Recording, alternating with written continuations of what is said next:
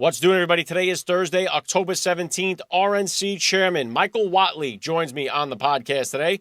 Kamala Harris bombs her Fox News interview. Fani Willis looks to reinstate charges against Donald Trump in Georgia, while Trump goes to Georgia to address women voters. We're only 19 days away from the election. I'm Alec Lace. This is the Alec Lace Show. The American family is under attack. Parents are the underdog of this nation. Your children are being indoctrinated. That's right. Your children. They do not belong to the state. They do not belong to the school system. They belong to you, the parents, as a blessing from God our Father. So let's preserve, protect, and fight for the American family together. You're listening to the Alec Lace Show. The future is family.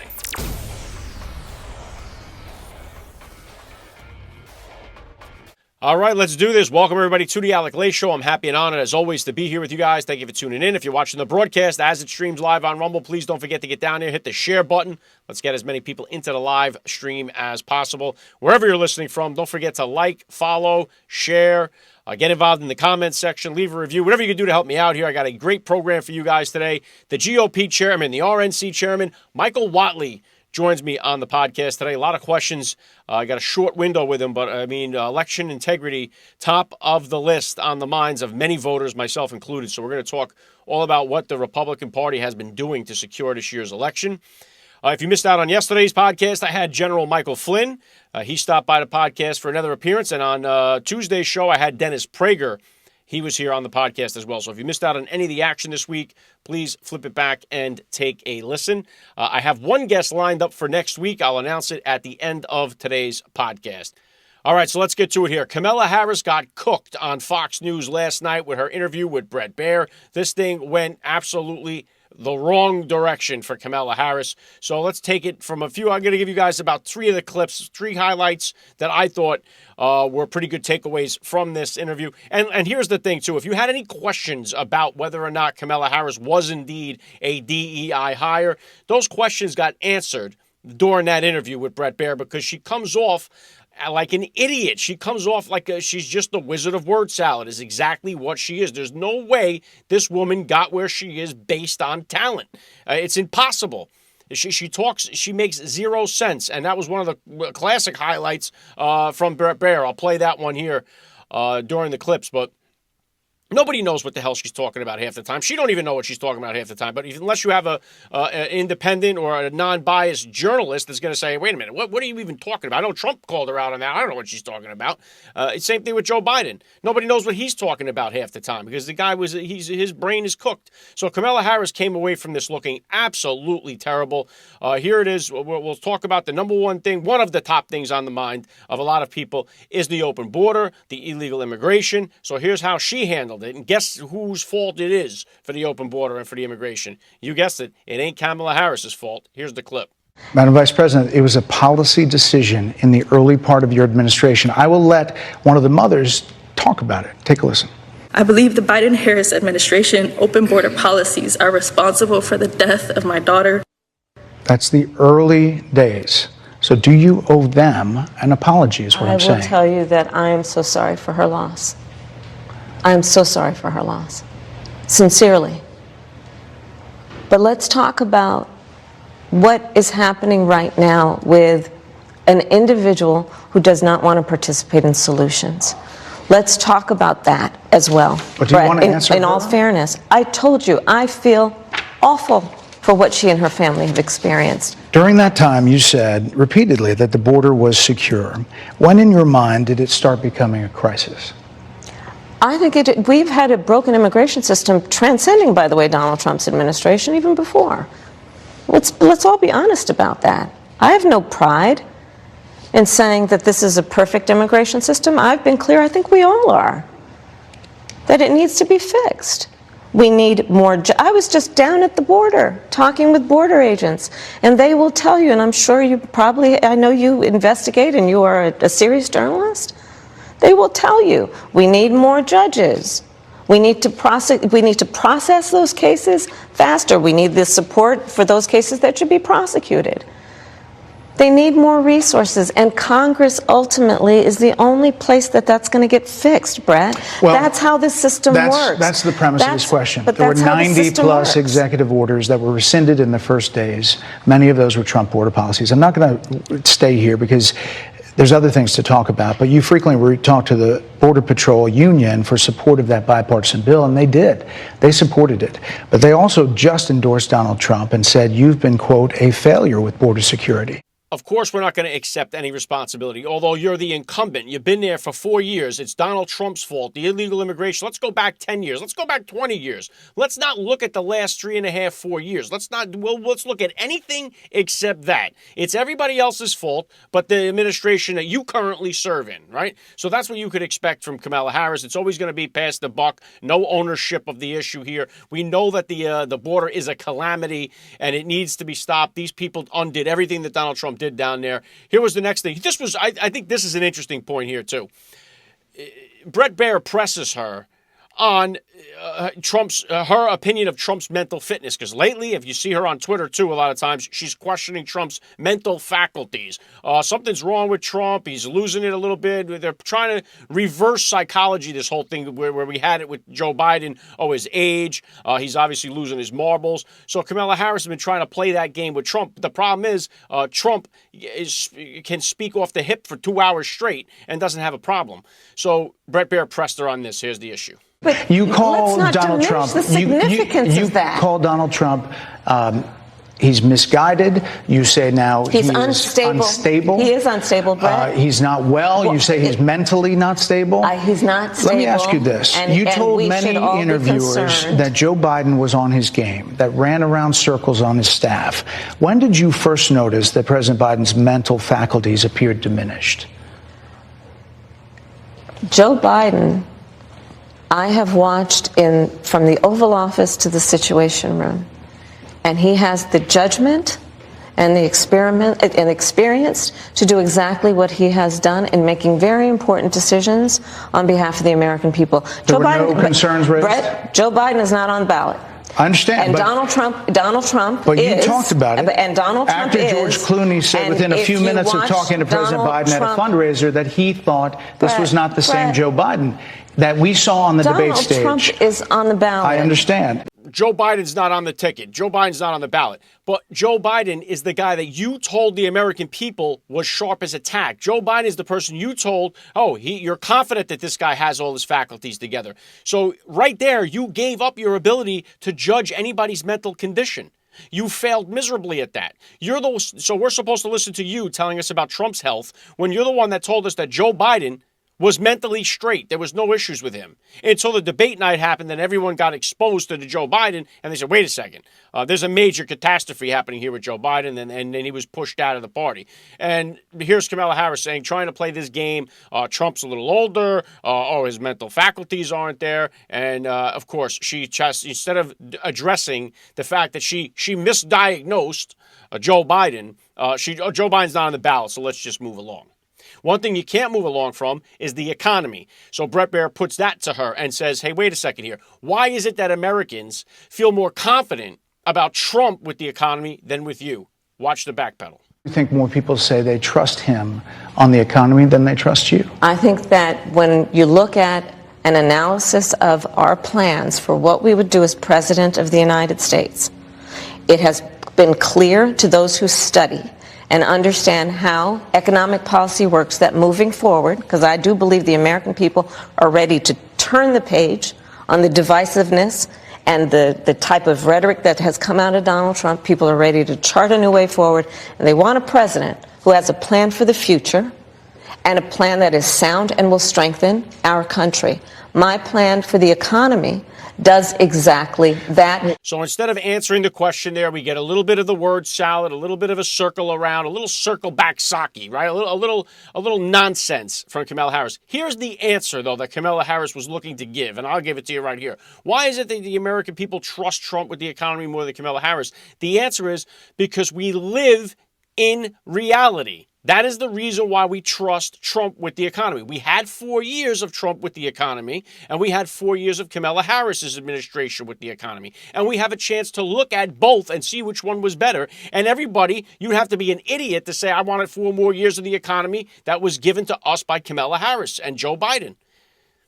Everybody wants to go back to the economy we had when President Trump, and we have full faith, we have full trust that Donald Trump will get the economy booming. He is going to do whatever it takes. And that is the kind of mentality, that's the kind of tenacity that we want. Somebody that's going to just get in there and get it done, just like he did the last 4 years that he was in the White House. And we know that. We trust it, and we live in reality. That's the answer. There's no all this backpedaling and word salading, and it's come on. It's obvious why people trust Trump with the economy more than Kamala Harris. You got to be an idiot to say, yeah, let's. The only reason why you trust Kamala Harris with the economy over Trump is because you hate Donald Trump. That's it. You could care less about what happens. Some people would rather just live in poverty than ever let Donald Trump get back in the White House. There's no cure for this mental illness. And then here's another one of these. I got to play this one because I thought this was fantastic, right? She talks about how Trump, he wants to weaponize the military, how he wants to weaponize the justice system and jail his political opponents, right? Listen to this. And you and I both know that he has talked about turning the American military on the American people. He has talked about going after people who are engaged in peaceful protest. He has talked about locking people up because they disagree with him. This is a democracy. And in a democracy, the President of the United States, in the United States of America, should be willing to be able to handle criticism without saying he'd lock people up for doing it. So she plays the fear porn game here. Donald Trump, he's gonna weaponize the military. He's gonna go after his political opponents. Meanwhile, here's Donald Trump, right? Here's a mugshot of Donald Trump. This is exactly what they did. They weaponized the DOJ to go after Donald Trump.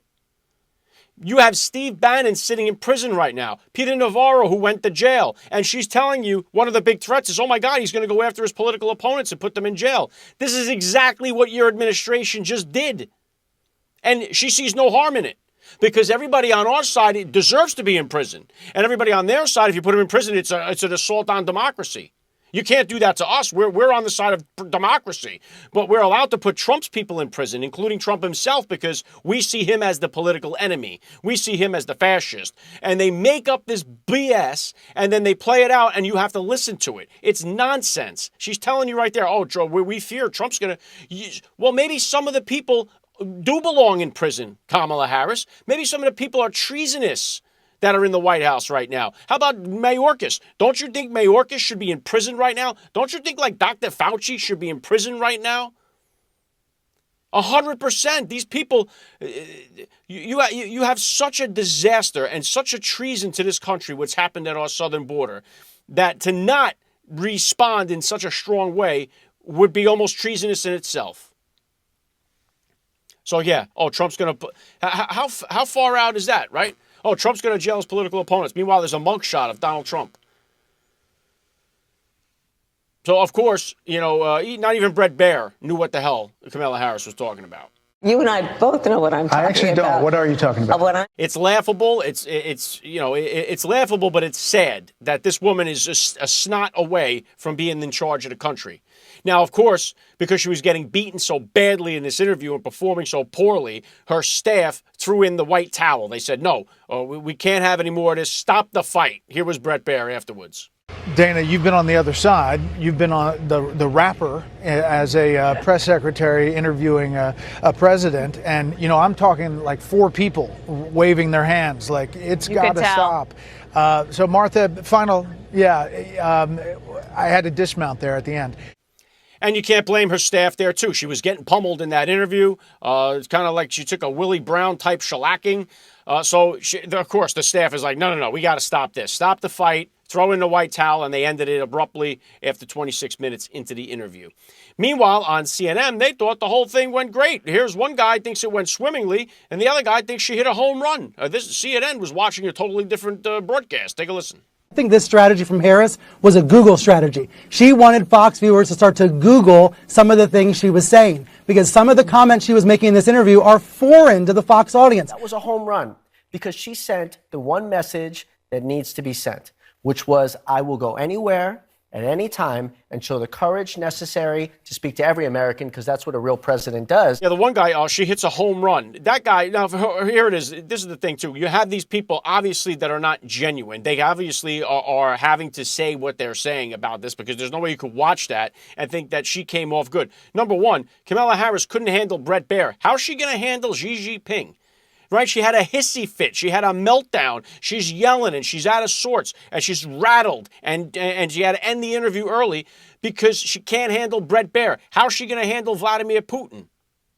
Right? Xi Jinping eats this woman's lunch. Easy. But here they are. Oh, she hit a home run. And the other lunatic, she played the Google strategy. It was a Google strategy. That's what you say when your candidate or your person lost. Right? It was a Google. So people would Google it and look it up. If you're giving an interview and your answers aren't clear enough that people have to Google what the hell you're talking about, you are a loser. And of course, they want you to go to Google because everything you put in on Google is going to take you right to, Kamala Harris is the queen. Everybody loves Kamala Harris. Google is owned by the left, owned by the radicals. And they're going to, anytime you put in Donald Trump on Google, all you get is negative stories. You put in Kamala Harris, it's like you think she split the atom. So she, like I said, she couldn't handle Bret Baier on Fox News. She had the meltdown and the little hissy fit on Fox News. How is she supposed to do this on the world stage? This is why Xi Jinping wants Kamala Harris to win. This is why Vladimir Putin wants Kamala Harris to win. This is why Iran wants Kamala Harris to win. Because she's weak. Meanwhile, all right, what did you guys think about the Bret Baier interview? I know I missed a lot. In 26 minutes, there was a lot to pick from because this woman just gets worse every time she gives an interview. So what did you guys think about the Bret Baier interview? What was your highlight of it? Put it down there below. Meanwhile, Trump, on the flip side, was doing a town hall with women. Harrison Faulkner was the one there that doing the town hall. Trump was speaking directly to women voters in Georgia, the swing state. That is going to be one of the keys. Obviously, a lot of keys to the puzzle here, but this is going to be a big one. It's a big swing state. Here's 2 points I want to play on the clips. I know I'm hammering you guys with the clips. I'm going to bring on Chairman Whatley right after we do this here. These 2 points I wanted to make. I'll play them back to back here. Trump on sanctuary cities and men in women's sports. So here they are. Furthering the discussion on immigrant crime, along with liberal-run cities where crime is out of control. My son is a Georgia Bulldog. He was on campus the day Laken Riley was murdered. Terrifying for all those kids, right? I wanted to know, how quickly in a sanctuary city, like they're calling Athens, Georgia, how quickly can you remove those threats to our society so that our children can go out on a run? Well, we are into it. First of all, we are going to end all sanctuary cities immediately. We're going to end them. And down the ballot. How many of you are worried about biological men and boys competing against women and girls in sports? Just show me. That's almost that is the entire room. How do you stop it? Do you go to the sports leagues? Do you go to the Olympic You just ban it. The president bans it. You just don't let it happen.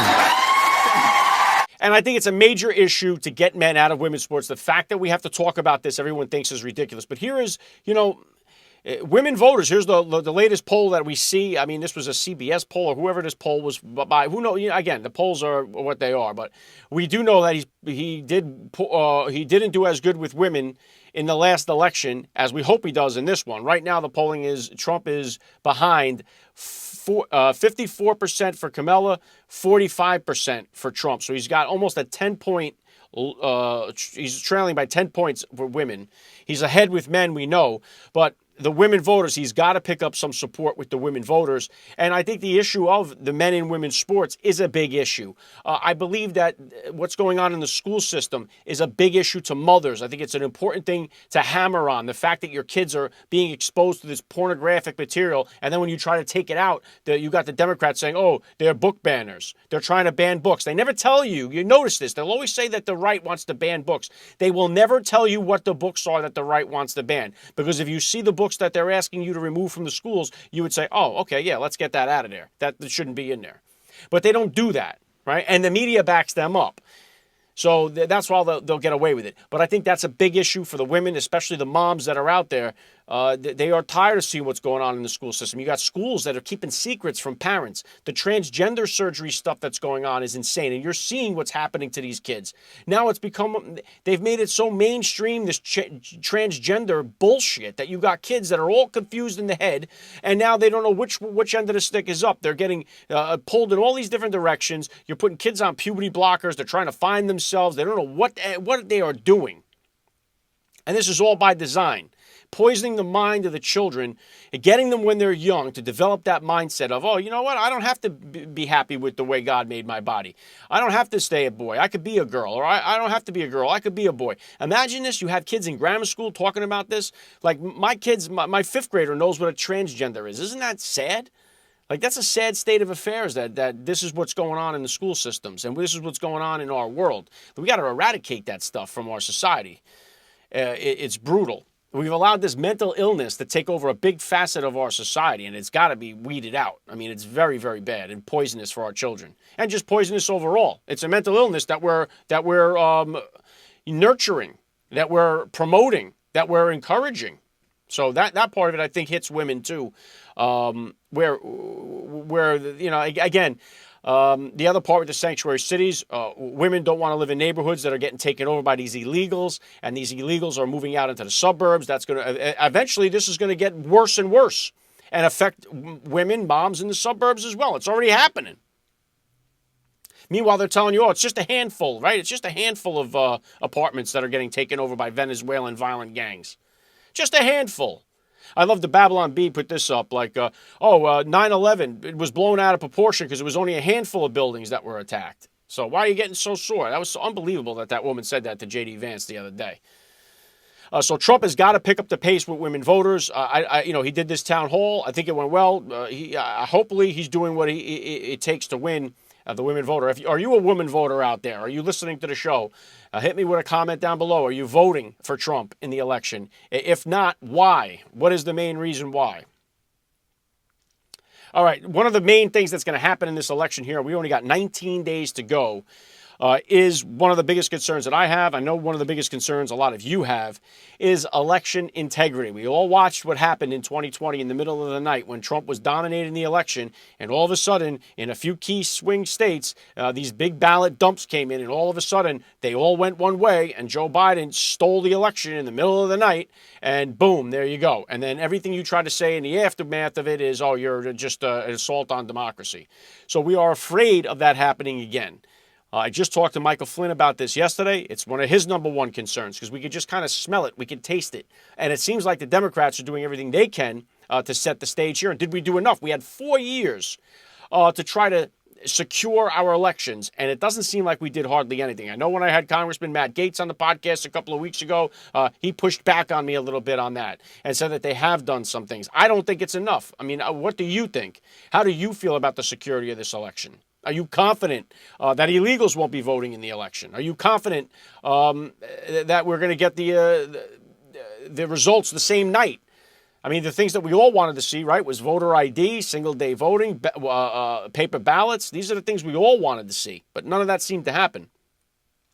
So right now, it's a major concern, and I have the perfect guest to ask these questions to, GOP Chairman Michael Whatley. He is the guy who replaced Ronna McDaniel. Remember, people are obviously not very happy with Ronna McDaniel, the job that she was doing. So she was out, and Michael Whatley is in. We know that Laura Trump is a part of that team over there. You've heard Laura Trump right here on the podcast. I had her back on here about a month or so ago. And we know about Scott Pressler. The guy is just a voter registering machine. He's a big asset to have, but here we go. We got Chairman Michael Whatley joining me now, so let's get him on. You're listening to the Alec Lake Show. The future is family. All right, joining me now, Chairman Michael Whatley. Welcome to the Alec Lake Show. It is good to be on with you, sir. Well, I'm honored to have you here, that you're taking the time to speak with me. I got to be honest, the number one concern that I have, that most of the people I talk to, I was just at the Trump rally in Butler for his return there. The number one concern on everybody's mind is election integrity. We don't feel like there's been hardly anything done to stop what we saw in 2020 from happening here again in 2024. So what has been done in your mind here? How much faith do you have in the integrity of this election? Well, I'll tell you, it is my number one priority. It has been my number one priority since I became the general counsel, even back to when I was the North Carolina Republican Party chair, to make sure that we had a system in place in North Carolina for 2020, which ended up being the only battleground state that we won in 2020. So since I came on board, the conversations that I had with President Trump, he's made it very clear this is his number one priority. So what we've done is we've set it up in two different approaches. Number one is before the voting starts. We have been very aggressive to set up the rules of the road in every state across the country. Things like only American citizens can vote, that we want to have voter ID. We need the states to clean up their voter rolls. And in states where we've got mail-in balloting, we want basic protections on those mail-in ballots. So we've worked with state governments, we've worked with legislators, with boards of elections to make sure we get those rules adopted. And if not, we've gone to court. So we filed 125 lawsuits in over 20 states across the country to make sure that we're getting fair, accurate, secure, transparent election cycle rules in place. The second big thing that we're working on is being in the room. I think there's absolutely nothing short of being in the room matters when you're talking about votes cast, votes counted. We have recruited over 200,000 volunteers. Laura Trump and I have been across the country with our Protect the Vote tour, holding events in every battleground state, signing up volunteers. We want 5,000 or more in every battleground state. We've got 5,000 plus attorneys all across the country. We are training them, and we're going to deploy them to be in the room whenever a vote is cast or counted. Basically, my approach to election integrity, I would rather have a police car parked in front of a storefront window than call them after a rock gets thrown through it. Once an election is certified, there is nothing you can do. So we are going to be there before the voting starts. We're going to be there while the voting is going on, and we're going to be there when they're counting those votes to make sure that everything is going to be straight up. Well, it sounds good. And I know we have guys like Congressman Raskin, who has flat out said, hey, we're not going to certify these elections if Trump wins. We know that. And one thing is making sure that we get a free and fair election here on November 5th. And we all kind of have that momentum of saying, man, there is a lot of support for President Donald Trump. It seems like there's more this year than there was in 2020. It's one thing to get him to win this election if we could do it legitimately. It's another thing to get him from November 5th to January 20th. And that's where it seems like a lot of this stuff is going to come into play. Lawsuits from the Democrats. We're going to see a lot of shenanigans taking place between that time period. Is the GOP prepared to handle all that?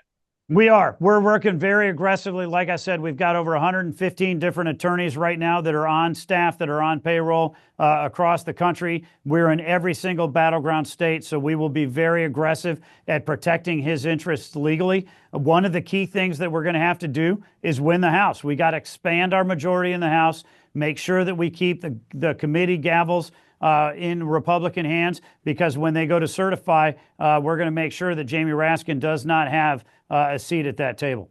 Yeah, hopefully not. And we also seen too, it's like with the mail-in ballots, it's like we all kind of like think this should be a single day. Let's find out who wins the election, our election. We've heard it a million times, right? I know Vivek Ramaswamy, single day voting, paper ballots. You got to show proof of ID. I mean, these seems to be basic concepts, but we're already seeing things here, Chairman, like in Wayne County in Detroit, out of the thousands of ballots that they sent out, less than 2 weeks later, they got over 40% of those ballots back already. And it already says like, wait a second, how do you get more than 40% of these ballots back within 2 weeks of sending them? It already starts to send up these smoke signals like something's amiss.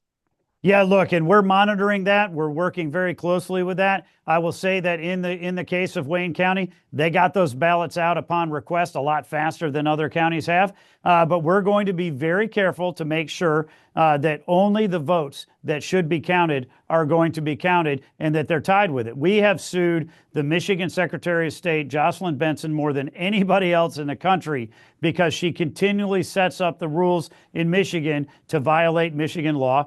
We win all of those suits, even though they've got Democratic Supreme Court in Michigan. We're winning those because we're telling her follow Michigan law. So we're going to be very aggressive. The other big suit that we had up in Wayne County was the fact that during the primary, they hired 7 Democrat poll workers for every Republican poll worker. We filed a lawsuit saying the law requires you to have parity in those polls. They've now settled and said that they're going to have as many Republican observers as Democrat observers. That's never happened before. So we're going to be very aggressive in terms of pushing to get these things up front before the voting starts. I like to hear the aggression because we're kind of sick and tired. It seems like the Democrats are always the aggressor. We're always the defender. We're always playing defense, and we want to see some offensive playbook here. But I would ask, what is your obviously citizen checks are important. The ballot verifications are important. The poll watchers are important. What is your biggest concern right now as we lead into November 5th? We're just less than 3 weeks away here. What's your biggest concern leading into the election? You know, we've been so aggressive in terms of the law, right? In making sure that the states are going to actually follow the law. You know, it's federal law that only U.S. citizens can vote. We need the states to be able to inform it, right? We want voter ID that's going to be in place. We want mailboxes instead of drop boxes. We're not going to get that in every certain circumstance. So we are going to be extremely vigilant up front. One of the things that's really critical to me is for every one of your viewers to know this message. We are going to be upfront. We are going to be aggressive. If you see things that are out there, send them to us, flag them. We're going to track them down. We're not going to wait until after the election is certified when it's too late to be able to go in and challenge these things. But we need everybody to vote. If we have 1% of Republican voters say, you know what, my vote's not going to count because they're going to cheat, they're going to cancel it out, and they stay home, that guarantees that we're going to lose. So we're sending out the messaging to every channel we can. You got to go vote. It is absolutely critical to make sure that everybody gets off the couch, cast that vote. We're going to protect it, and then we're going to be able to get good results. Where's the best place for them to flag you? Is it on? Should it go X, tag you on X? What's the best way for them to flag you down? Yeah, what we want them to do right now is go to protectthevote.com and sign up. Right? Sign up, be part of the election integrity team, and then we will absolutely have war rooms set up in every state. We will get that out through channels. We'll make sure that you have all of that information, but they should be able to go to that website, protectthevote.com, to send up a flare when they see it. The other thing that we're going to do in every voting location that we can, we're going to have Republican observers and attorneys who are going to be there. They should be able to find our observers, flag their concerns, and we'll make sure that we're going to get that flag raised right away. Well, another concern here too, Chairman, what you talk about the battleground states. Obviously, North Carolina could be the key to this entire thing here, and they were just ravaged by these hurricanes that came and swept through. And a lot of these counties that were hit are Trump counties. They're ones that Trump won in 2020 and 2016. So there's a lot of concern that the people there aren't going to be able to get there to vote on Election Day. What's being done to ensure that we get those people and get their ballots to count?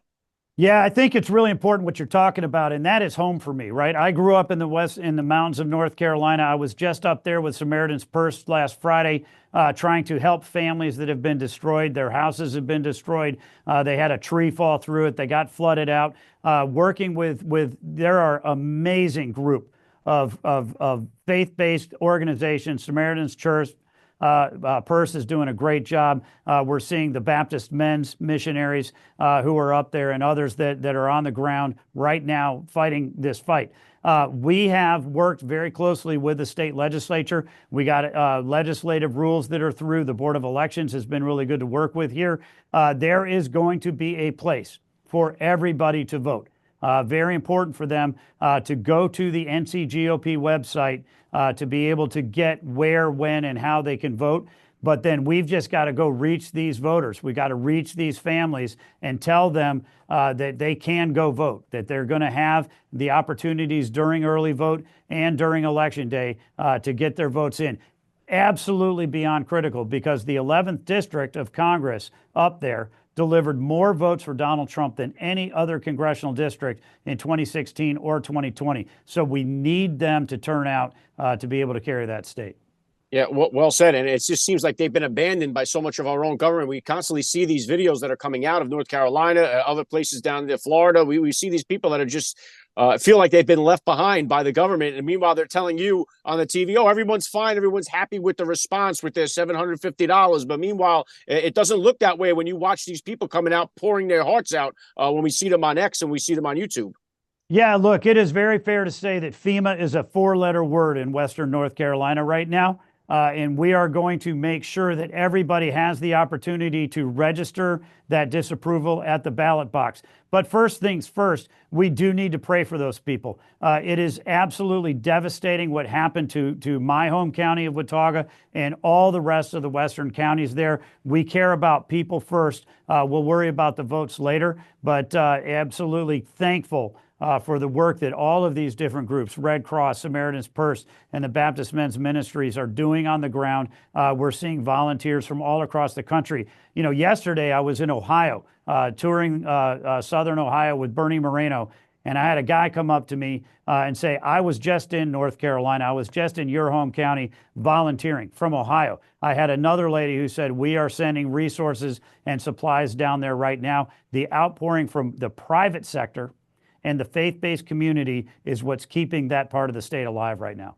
Yeah, well said. Also, too, yeah, you have Elon Musk that's helped out with the Starlink. I had Nick Sorter. I did an interview with him. He's been down there getting people connected back online. And a lot of people don't realize the devastation. So it is key. Number one, obviously, we pray for these people. We want them to get their lives back on track. We also need them to vote in this election as well, because North Carolina, I said, this could be the key to unlock the whole puzzle. But obviously, there's other battleground states in play here, too. Arizona, Georgia, Michigan. I mean, the list goes on. Wisconsin, Pennsylvania.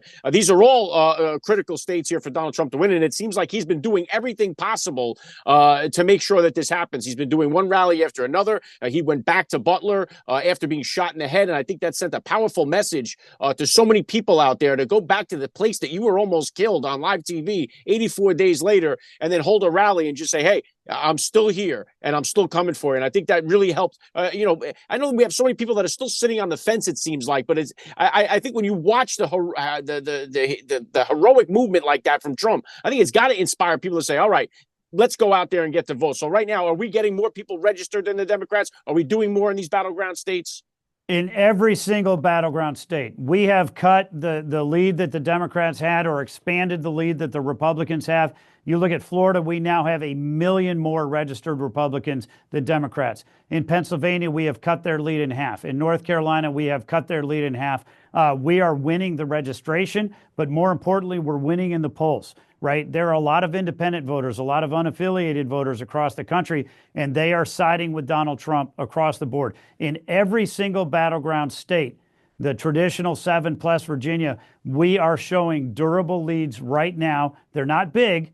They're 1 points, 2 points, 3 points margins right now. But Donald Trump is leading in every single battleground state because he's leading in the issue polls, right? On every issue that the voters care about, whether it's our southern border, it's our economy, it's our standing in the world, Donald Trump has got commanding leads on those issues that people care about. And so when we're winning in these battlegrounds right now, 3 weeks out, we are far better than we were in 2020 on this day or in 2016. And we're in a position where we're playing offense right now. And Kamala Harris and her campaign are in free fall and utterly flailing.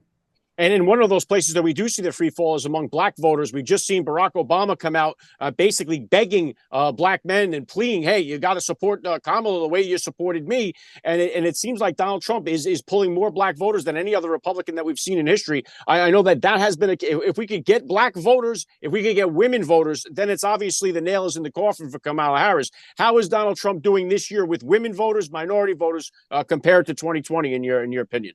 Well, what happens is Kamala Harris goes out and casts the tie-breaking vote on $2.5 trillion worth of unnecessary inflationary spending and single-handedly sends grocery prices, gasoline prices, housing prices through the roof. That affects every voting group. It affects women, it affects blacks voters, Hispanic voters, Asian American voters, and that's why we are seeing such a shift right now towards Donald Trump from every single one of these groups.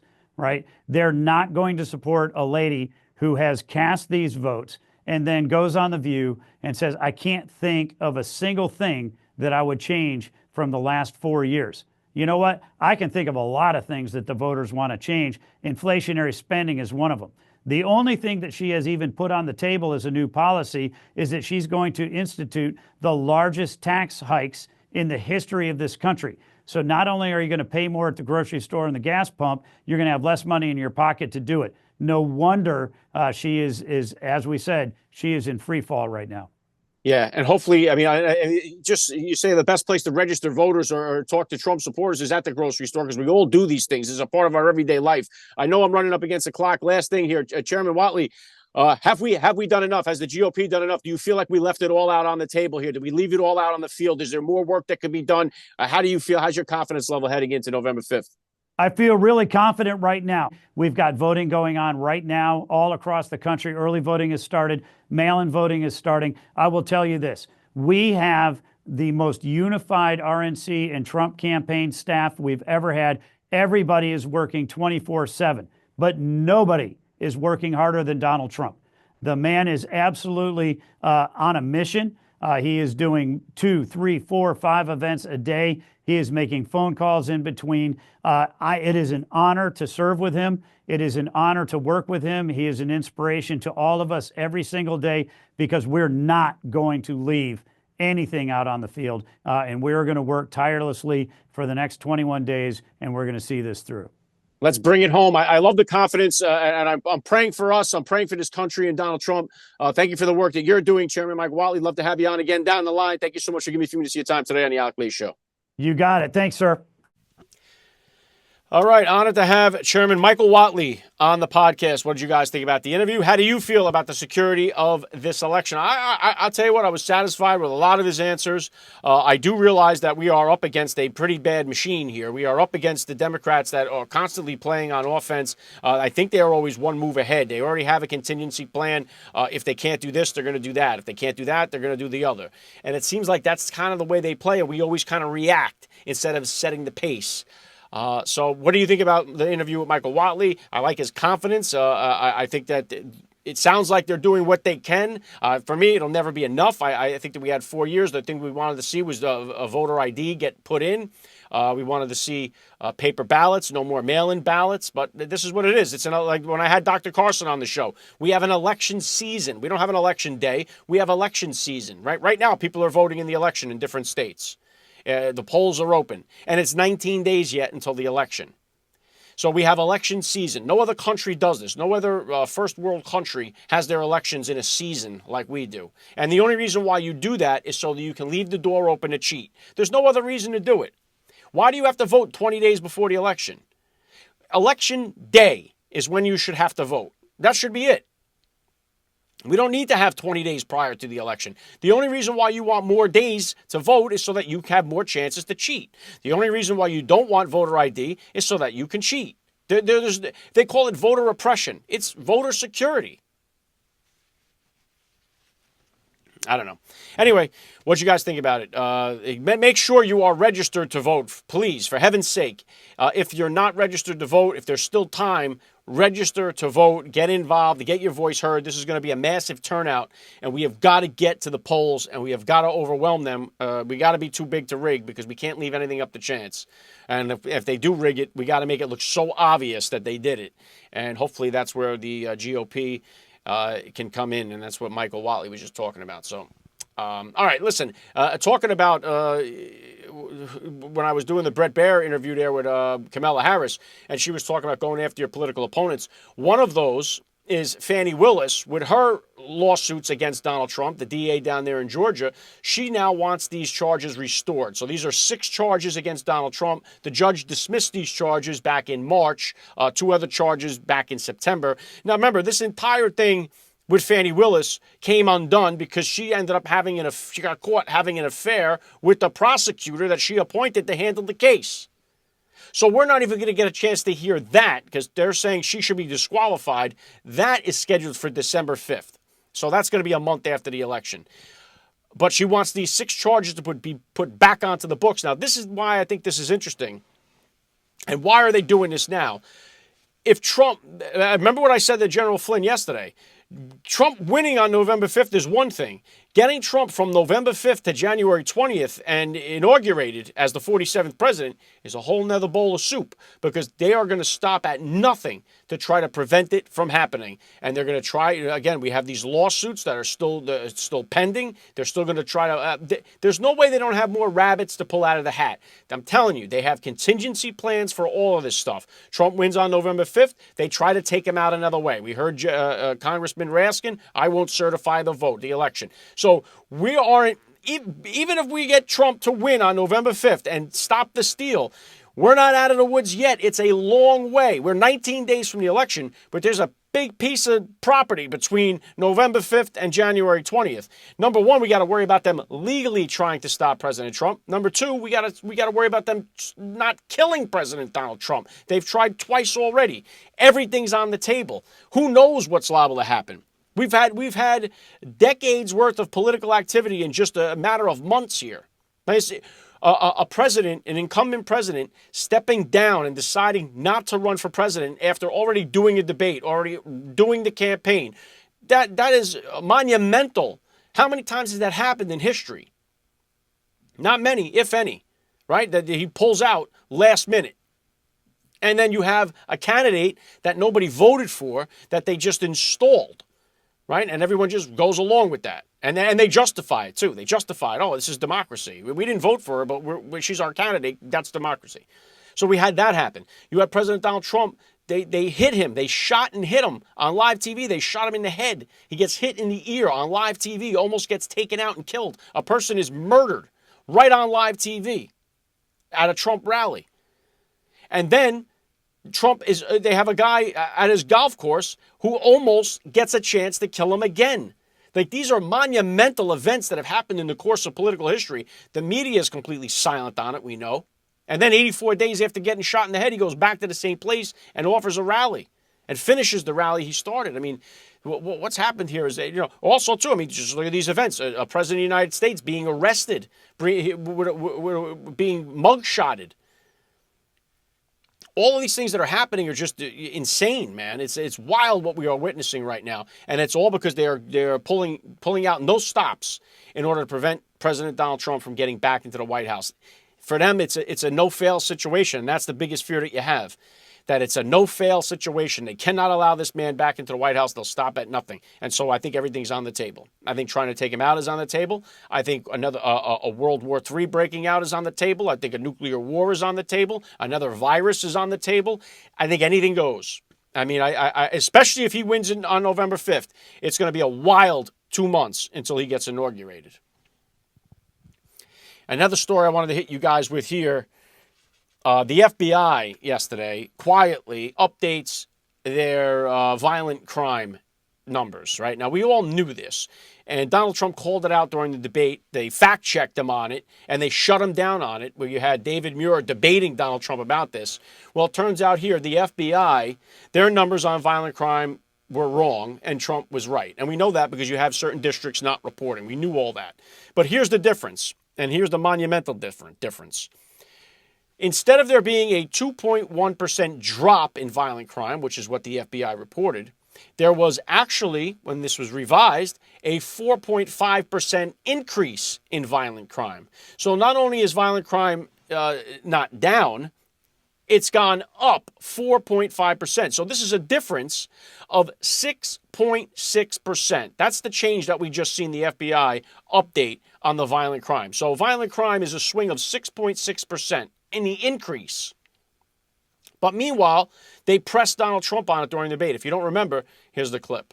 Crime is down all over the world except here. Crime here is up and through the roof. Despite their fraudulent statements that they made, crime in this country is through the roof. And we have a new form of crime. It's called migrant crime. And it's happening at levels that nobody thought possible. President Trump, as you know, the FBI says overall violent crime is actually coming down in this country. But Vice Excuse President me, Harris, the FBI they were defrauding statements. They didn't include the worst cities. They didn't include the cities with the worst crime. It was a fraud. And again, this thing is not a mistake. Now, there's Trump, and they're trying to push back. Oh, no, actually, the FBI numbers. No, the FBI numbers were BS, and Trump knew it, and We all knew it. And now, in the middle of the night, they update their numbers, right? And now that it's out there, now that the millions and millions of people watched that debate and watched David Muir shut Trump down and say, no, the FBI numbers of violent crime is down. Even though you know in your neighborhoods, looking around, you live in reality again, you know that crime is up. It's up everywhere.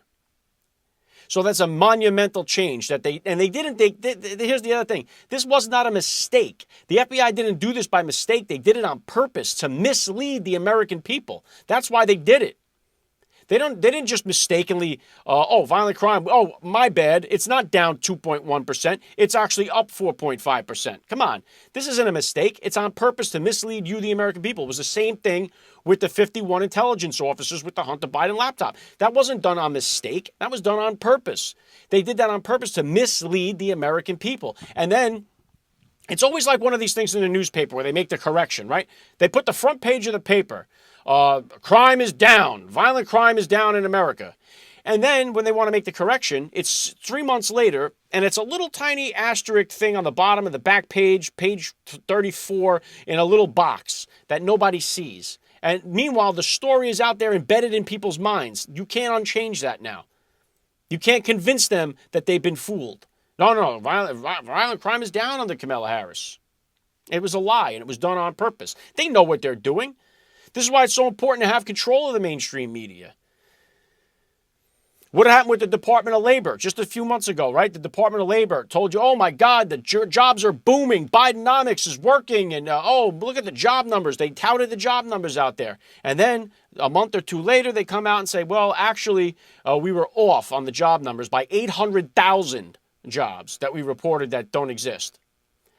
And that's not done by mistake. They don't just mistakenly go over 800,000 jobs. They do it on purpose to mislead you, the American people, to mislead you, the American voter. That's the only reason why that stuff is done. So it's done on purpose. And we got a lot of work to do here. And it's 19 days till Election Day. And Trump is, like he says, he's not just taking on Kamala Harris. He's taking on the system here. This is a system, and it is rigged against Trump, and it is rigged against the American people. And the people want to take the country back. And I pray to God we can do it. One of the people that have got my back is Mike Lindell. And this show is always being brought to you by Mike Lindell's My Pillow. So if you want to support me and the work that I'm doing and you want to get the best night's sleep in the whole wide world, you guys know what to do. Get over to mypillow.com. Use the promo code FATHERHOOD. Get yourself the slippers, the towels, the bathrobes. He's got everything. The Giza Dream Sheets, the mattress toppers, and the original My Pillow now with the My Pillow 2.0. Got the cooling element in it. So get over to mypillow.com. And get yourself a better night's sleep and help support me and the Alec Lay Show here. Get over to mypillow.com. Use the promo code FATHERHOOD. Save up to 66% on your entire order. All right, I told you guys I had one guest that I'm going to drop on you guys for next week, and it will be returning to the podcast. Congressman Jim Jordan will be back here on the Alec Lay Show with me here next week, so I hope you guys will bring it back for that one. And again, if you're new to the podcast here, welcome to the show. Don't forget to get down there and follow the channel no matter where you're listening, whether it be on Rumble or YouTube or Apple or Spotify, or wherever it may be. Please follow the channel and don't keep it a secret, right? Spread the word out there. I'm doing my best here to bring you guys the best guests possible. Obviously, Donald Trump is on a big podcast tour, and you better believe I have thrown my name into the hat. I'm doing everything possible. I've been trying to get an interview with President Trump for the last 5 years. Tried to get him on First Class Fatherhood. I came so close so many times. I had press passes, press access to the White House. I was there 12 times while Trump was the president, trying to get an interview with him, trying to get a few questions with him. Failed, wasn't able to make it happen. So many times I've come so close, whether it be at a CPAC or whether it be at a turning point, where I was inches away from making it happen, and I haven't been able to seal the deal. I've interviewed probably between First Class Fatherhood and the Alec Lay Show about 900 people, and I have not been everybody you could think of, right? I've had the chance to speak with everybody from Tom Brady to Tony Hawk and Dana White and you name it. I've spoken to so many high-profile individuals, and I've been trying so hard for so long to get President Donald Trump, and right now it seems like the time to get him because he's in this podcast mode. He just did Patrick Bet-David. He's a guy I've interviewed as well. So he's doing them. I'm trying to get my name in there, into the hat, So don't forget, please do what you can do here. Follow the show and share it. And if you like it, come back on Tuesday, because I'll be back with another show. I told you I'll have Congressman Jim Jordan here with me on Tuesday. So bring it back 1 p.m. Eastern Standard Time, live on Rumble. I don't know yet. I know they have this big Georgia rally going down on Wednesday next week. I may end up going down to it. I'm not sure yet. Follow me on X at Alec Lace. I may go, I may not go, but one way or the other, I'll be here with you guys on Tuesday, 1 p.m. Eastern Standard Time with Congressman Jim Jordan. So don't miss out on that. That's really all I got for you guys. I'm keeping it a little short today. Let me know what you thought about the episode. Let me know what you thought about the guests this week. We had Dennis Prager, Michael Flynn, General Michael Flynn, and Chairman Michael Whatley today. So let me know what you thought about the guests. Give a guest suggestion if you have one down there in the box. And God bless you. Thank you for sharing a few minutes of your day with me here. God bless you parents out there. God bless our police, first responders, our military, our veterans. God bless America. And I will catch you guys on Tuesday, right back here, 1 p.m. Eastern Standard Time, live on Rumble. Have a great weekend, everybody. You're listening to the Alec Lace Show. The future is family. Promo code FATHERHOOD. Go to mypillow.com and everything we have on sale there. Actually, we brought in the percale sheets. The queen size, $34.98 a set. King size, $39.98 a set. That's unheard of. It's the lowest price in history. And everything else on there that we have, you can save up to 80%. We don't have any middlemen. We don't have box stores and stuff. They canceled on MyPillow. They would cancel my book to get my book out, you know. So use that promo code FATHERHOOD, everybody, and please help us out, and thanks for ones that you have already helped. And by the way, you'll be helping yourself to the best sleep in history, period. I got to tell you, that mattress topper is the best product I have in the house, Mike, no doubt. And that turns any bed into the best bed in history. If you've got an old bed, new bed, doesn't matter. You put the mattress topper on there, and it changes everything. You need a different input to get a different output. People waking up every day going, maybe my bed will be better tonight. No, you need a MyPillow mattress.